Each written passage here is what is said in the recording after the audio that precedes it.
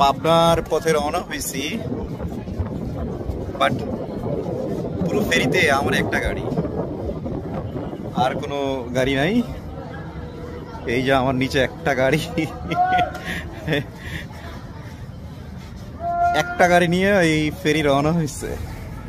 খুব ইন্টারেস্টিং। কাজিরহাট যাব, এইখানে প্রায় 13 কিলোমিটার জার্নি নদী পথে।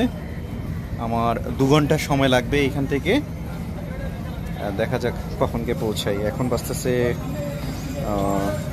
বেলা 3টা বেজে 28 মিনিট। পদ্মার বুকে এই হচ্ছে একটা ট্রলার, গরু নিয়ে যাচ্ছে না?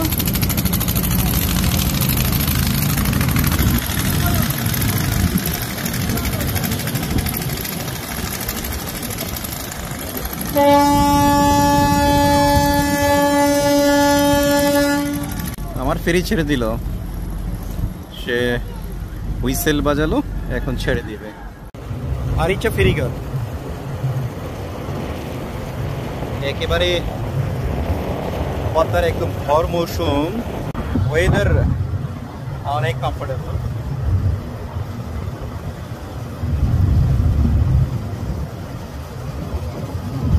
আমি একটু হলে এই ফেরি মিস করতাম, 5 মিনিটস, আর এই ফেরি খালি যেত।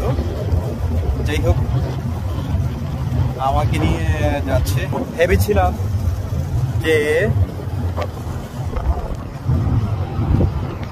এখানে ফেরিতে হয়তো বা অনেক আমার লম্বা লাইনে দাঁড়াতে হবে, বাট সেরকম দাঁড়াতে হয়নি, একেবারেই ফাঁকা ছিল।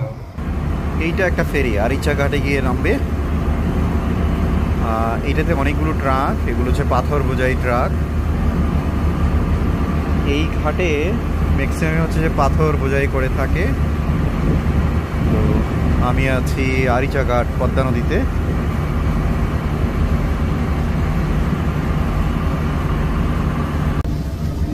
আমার পিছনে এই যে বাড়িঘরগুলো দেখা যাচ্ছে, ওগুলোতে যাওয়ার জন্য একমাত্র নদী পথ। চতুর্দিকেই পদ্মা নদী, মাঝখানে হচ্ছে এই জনবসতি। ভাবুন তো যে ওদের জীবনযাপনটা একটু ডিফারেন্ট না? প্রায়